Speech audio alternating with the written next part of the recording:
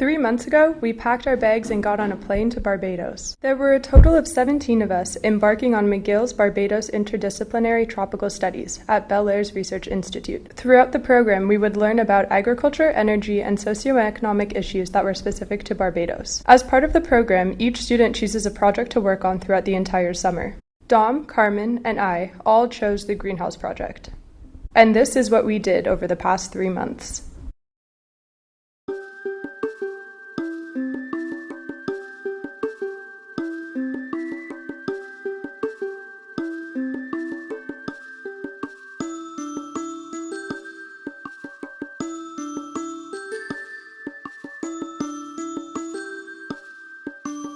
The greenhouse project would consist of 2 interrelated parts. The first part was building the foundation, frame, roof, and floor of an NVAC greenhouse on the Bel Air grounds.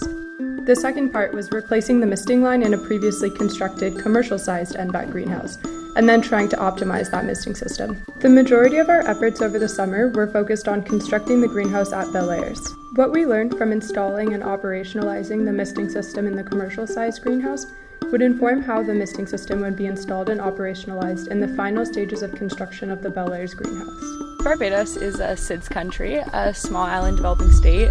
It means they can't take advantage of economies of scale just because they're not large enough, production isn't large enough. Also, there's seasonality problems. There's not distinct seasons, which means that a lot of pests and diseases, they're around all the time here, which means that growth can be really hard.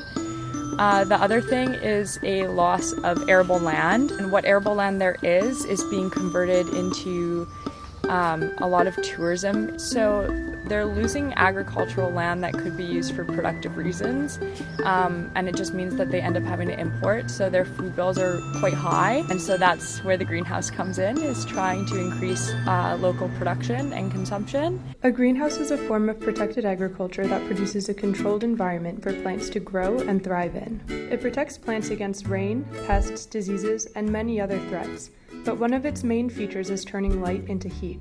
This conversion takes place when sunlight enters through the roof and walls of a greenhouse. Part of this light is absorbed by the soil and plants.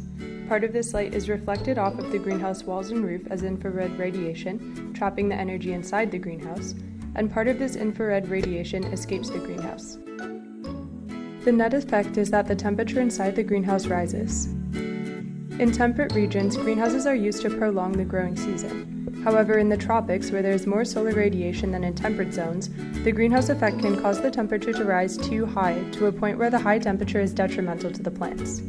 PhD candidate and our mentor, Lucas McCartney, along with his supervisor, Dr. Lepstrud, are currently developing technology called a naturally ventilated augmented cooling greenhouse, or NVAC greenhouse, to remedy this issue of temperatures rising too high in tropical greenhouses.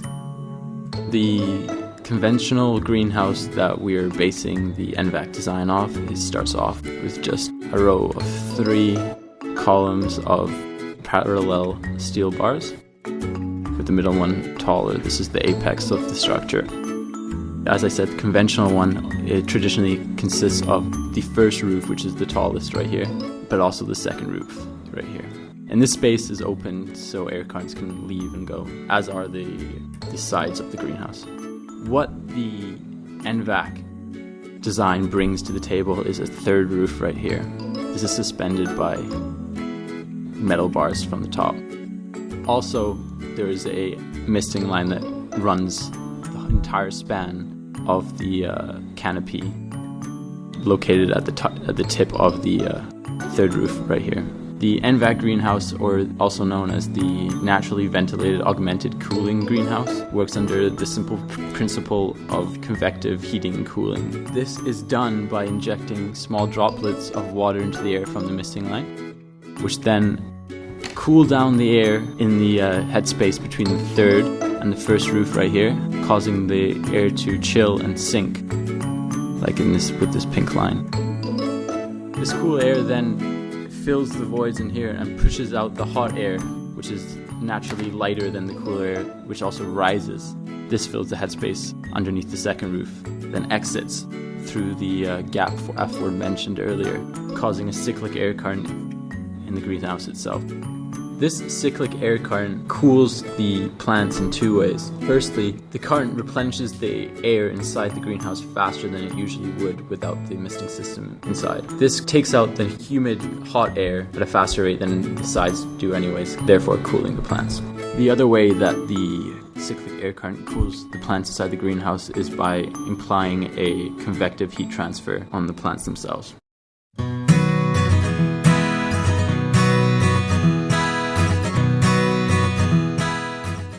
The greenhouse here at Bellairs is being built as, I guess, another NVAC greenhouse that we can use as a proof of concept. It's an amazing learning tool, and not just for students and people who study at Bellairs, but people on the island. The BITS program or the BFSS program, they're going to be able to use the greenhouse and learn how they work and to build on them and to grow things and to take that back to Canada. Here at Bellairs, meals are served for the students that are attending in the BFSS program or in the BITS program. We get lunches and dinners throughout the week. So the idea behind the NVAC greenhouse here at Bellairs is to provide a growing area for fruits and vegetables that are used in these meals right on site. So it would be very local and more sustainable food, seen as a lot of these fruits and vegetables are still imported into the Mediterranean. It's a really great tool to be able to take what you've learned in the classroom and actually do it and to see it happen in real life and to learn that way. So regardless of how much it's producing or how much it's reducing food bills at Bellairs, regardless of whether or not it succeeds in that way, it's still an extremely important tool. We rented a bobcat to drill 12 holes, which would form the basic foundation of the greenhouse. Each hole was roughly 1 meter deep. The location for each of the holes had been previously mapped out, using stakes in the ground and string in order to make sure they were equal distance. We inserted sonotubes into the holes. Because of the sandy layer, this would prevent the holes from collapsing onto themselves. We calculated that we needed 3 cubic meters of cement for the foundation. We manually poured the cement into each of the 12 holes. We manually packed the cement using wooden sticks around the angle irons. The angle irons that we cemented into the ground would later be used for the vertical members to be attached to create the frame of the greenhouse. We had to make sure that each angle iron was equal distance from each other and to make sure that they were level. In order to do this, we used string and levels and the help of Bellairs students. The extra concrete was used to make a box, which we then wrote our own names on, including SPF McGill and our mentor Lucas McCartney and his supervisor Mark Lefsrud. We calculated the grades, lengths, and quantities of the steel we needed. We then went to Williams Metals, where we purchased the metals and got that delivered back to the Bellairs yard. Once back at the Bellairs yard, we started construction of the frame. The metal was cut to the desired length using the hacksaw. On the next project day, we also started helping in the construction of the frame. This included making the lower roof member, but also the middle members. This was done by using grip clamps to position the metal and then just drilling holes in the metal and putting the bolts through. And through the duration of the project, there was significant amounts of drilling. And drilling, and drilling, and more drilling. As you can see by my face in this clip, we did some more drilling, and more drilling. Oh, look at that drilling, and drilling. With the frame completed, it was time to start on the roof. Again, we did some calculations. This time it was to find out how long the metal tubes we were going to buy needed to be when they were straight, so that way they would be long enough once we bent them. The bent metal tubing would form the 3 roofs of the greenhouse. We then trimmed the tubes with a hacksaw to the lengths that we had calculated. This is our bending jig. We used it to bend every single roof member to the same angle. To test if the roof members were identical, we laid them on top of the original tubing we bent. Once we were satisfied that all 3 groups of the roof members were identical, it was time to start installing them. We fed both ends of the roof members through the U-bolts that we had previously drilled and bolted into the frame. To make sure that the roof members stayed in place, we tightened each U-bolt. We also had to figure out how to reach the tallest roof members, since we didn't have a ladder that was long enough. To do this, we created a movable platform with a piece of plywood and 3 metal bars, which we could then put a ladder on top of. We climbed up the ladder on this platform to do the same process of threading the roof members through the U-bolts and tightening the U-bolts.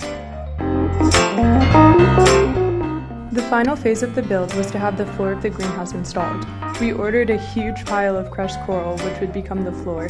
A man named Selwyn was hired to dig 1 foot deep in the interior and 1 foot outside of the perimeter of the greenhouse. Selwyn then filled the hole with the crushed coral and piled it 6 inches above ground level. The last step was to compact the crushed coral, and the floor of the greenhouse was completed.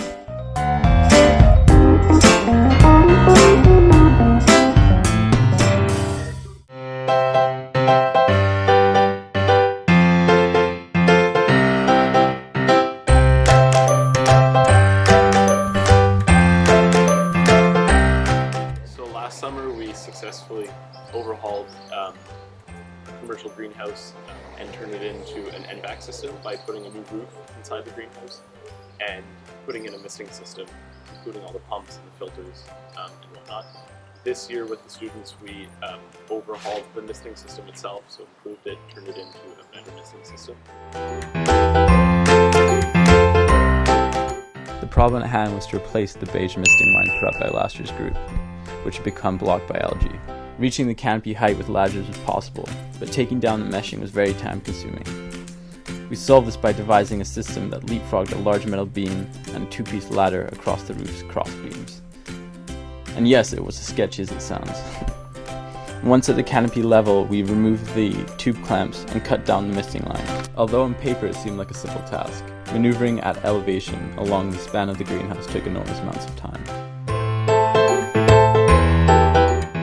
Putting up the new misting line required climbing up ladders again, 15 feet off the ground. A black misting tube was used to limit the amount of light filtering into the tube, which would prevent algae from growing inside the tube. The misting line consisted of 24 nozzles. 12 nozzles had filters and 12 did not. This was to test if filter use was advantageous in avoiding buildups in the tube. This is the basic floor plan of a commercial greenhouse. There were a total of 5 sections of the misting line dependent on where support beams were on the roof. We placed a ladder across 2 horizontal irons supporting the roof to attach the misting line to where there was no pole for us to move along. After each section was done, we had to move the ladders and angle iron to the next section. The misting tube had to be fastened to a steel cable running along the roof of the greenhouse. To attach the misting line, we used clamps to fasten the tube to the steel cable. We used a screwdriver to tighten each clamp. The owners of the commercial greenhouse had told us that the misting system, when it's in operation, does seem to lower the temperature of the greenhouse. One area that they saw a significant change in was the reduction in blossom and rot. Last year's misting operation was actually cut short after the bits group left Barbados because of build-up inside the beige misting line itself. Last year's problem was actually algae, and this was because of the color of the hose allowed for sunlight to infiltrate it, and therefore algae to grow inside and block up the nozzles of the line itself. This year's problem is different, however. Limestone seems to be the culprit, and while it is inconclusive, at some point in time we believe that the system or the storage tanks itself became contaminated with calcium carbonate or limestone, and this has caused our filter nozzles to block up within a week actually of operation. So because the normal nozzles themselves are still running no problem, a recommendation would be to replace all the filter nozzles with the normal nozzles, and I think the system would work much more efficiently and with less issues. The filters themselves didn't add anything to the system itself, so they were useless.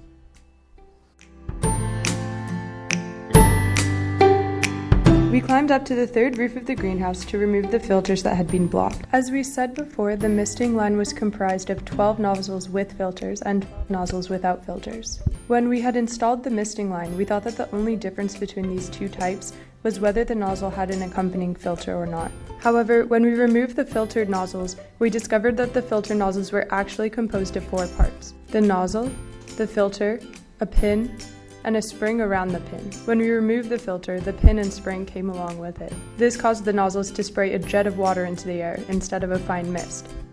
So we had to shut off the misting system. Because the nozzles were imported from Canada and can't be found on the island, we had to leave the job of replacing the filter nozzles with regular nozzles to the fall group of students who will be working with Lucas. Some recommendations for the project. One of the main things that went wrong in the project was that our data collection was cut short due to us running out of water. The water source we got was from just rainwater, and the roof that was used to collect it was not sufficient area to produce enough water for the 105 liters an hour required to run the system. My recommendation is that the rainwater collection tanks used for the misting system be connected either to the overall grand irrigation system of the greenhouse, and if that was not possible, they hook up another part of the rainwater collection system to a slightly larger area that would provide sufficient water for the system itself. It was far too little water. Not a lot of lowlights. Maybe feeling that my safety was at risk sometimes. There's a couple times being high up, standing, 15 feet in the air on a angle iron, and I was a little nervous. We just didn't have the proper materials like proper ladders or scaffolding or any kind of safety device that would allow us to work at high elevations without enormous amounts of risk. If I could change something about the project, it would be to make sure that there is proper safety equipment used. Maybe next time I would get more, ladders and scaffolding. Definitely one of the lowlights was the amount of drilling that we had to do.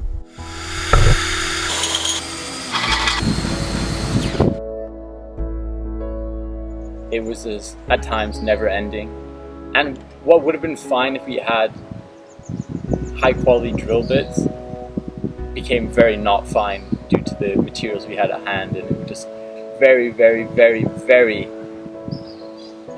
painstaking and laborious. Maybe that's me being a crybaby, but I thought it was tough. Working with Brittany and Dom was great. As soon as we all met, it was just really relaxed, really chill. We all got along really well. We all kind of have different backgrounds, which meant that we all brought something different to the table, and I think that was really important in a project like this where it demands changes, it demands going with the flow, it demands different perspectives. We all fell kind of seamlessly into our roles. Working with Britt and Carmen, it was the worst thing I've ever done. I actually really enjoyed working with Britt and Carmen. They both brought their own aspects to the team and put up with my downsides at times, and I appreciate that because I know I can be hard to work with. But all in all, I was happy with my team members. So how am I feeling post-project? I feel proud. I feel accomplished. A little bit tired. No, actually, in all seriousness, it's quite cool to see the knowledge that I learned in a classroom and through my 3 years of studying to actually formulate into something that I built with my own hands and that you can see, and that'll be at Bellairs for a really long time. And that feels pretty cool. Post-project, I feel pretty proud about what we did.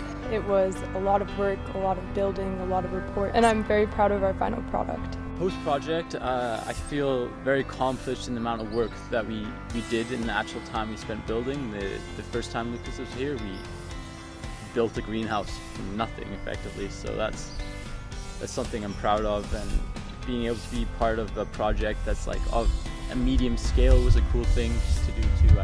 We had definitely huge input into the project in terms of decision making, of the design, the materials we chose, the way we went about it, the way we fixed problems that occurred. And it was cool to see that's how some of our ideas worked out in the end and were successful.